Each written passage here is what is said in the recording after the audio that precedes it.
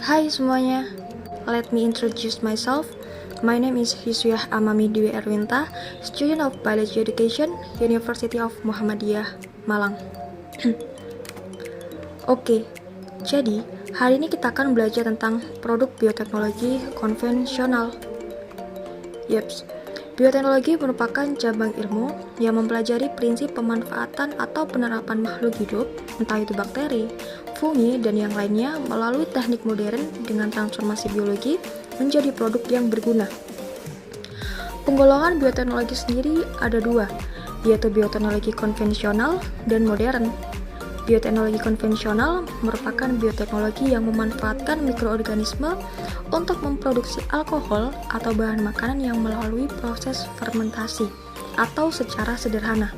Sedangkan bioteknologi modern merupakan bioteknologi yang menggunakan teknik rekayasa genetika seperti DNA rekombinan.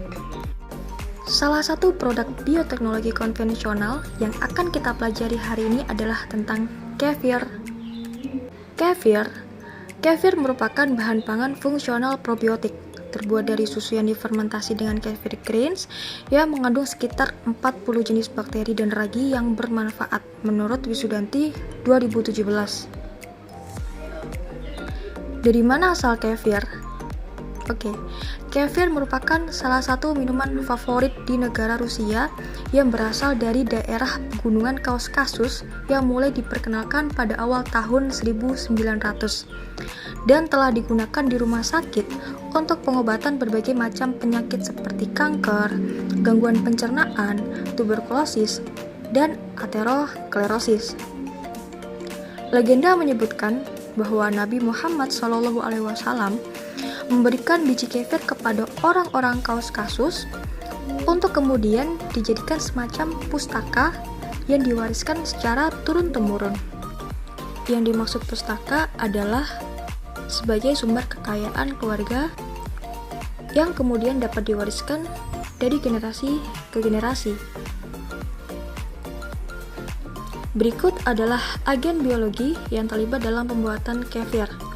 Menurut Al-Bari dan Murti, tahun 2003, kefir merupakan produk susu yang difermentasikan dengan menggunakan starter yang sering disebut biji kefir atau kefir grain yang mengandung antara lain bakteri asam laktat seperti Lactobacillus lactis, Lactobacillus delbrusi subs-bulgaricus, dan ragi jenis khamir dalam proses fermentasi dengan menghasilkan asam dan alkohol.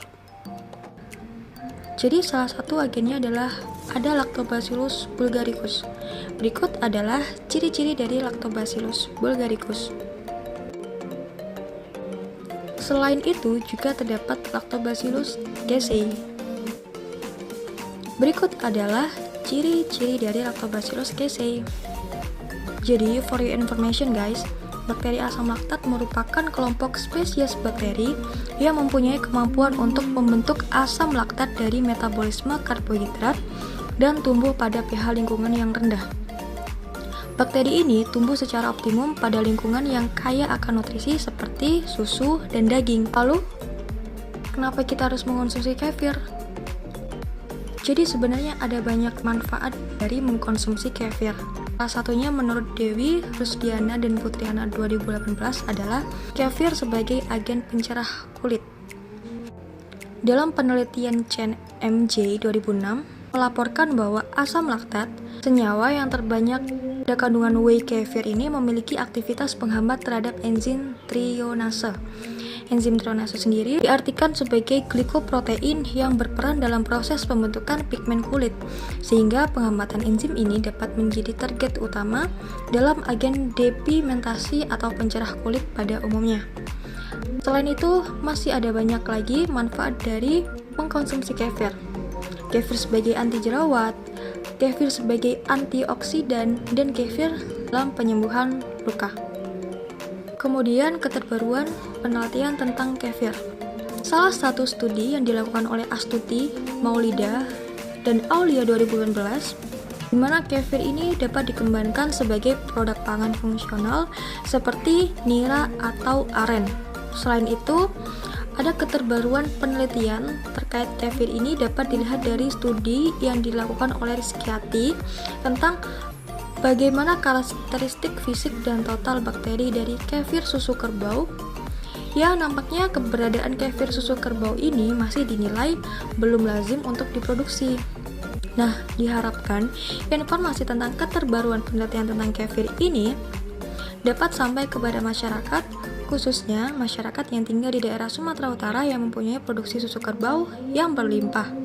Berikut adalah langkah dari proses bagaimana kefir dibuat.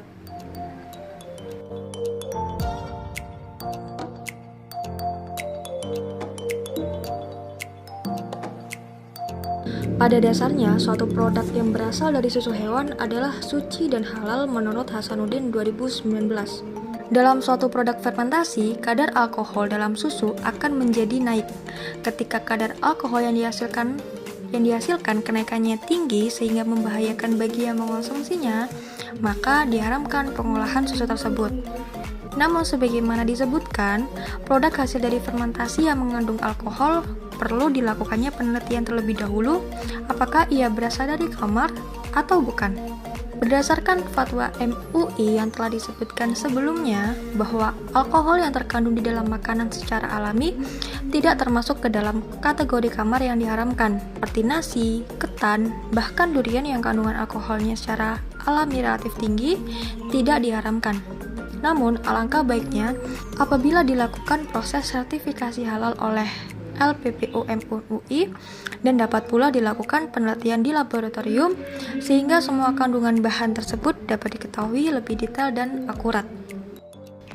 Jadi, dapat ditarik kesimpulan, kefir merupakan salah satu jenis produk hasil olahan susu yang difermentasi dengan kefir grains yang mengandung sekitar 40 jenis bakteri, memiliki banyak manfaat antara lain sebagai penyembuh luka, sebagai agen pencerah kulit, sebagai agen anti jerawat, atau kefir sebagai antioksidan.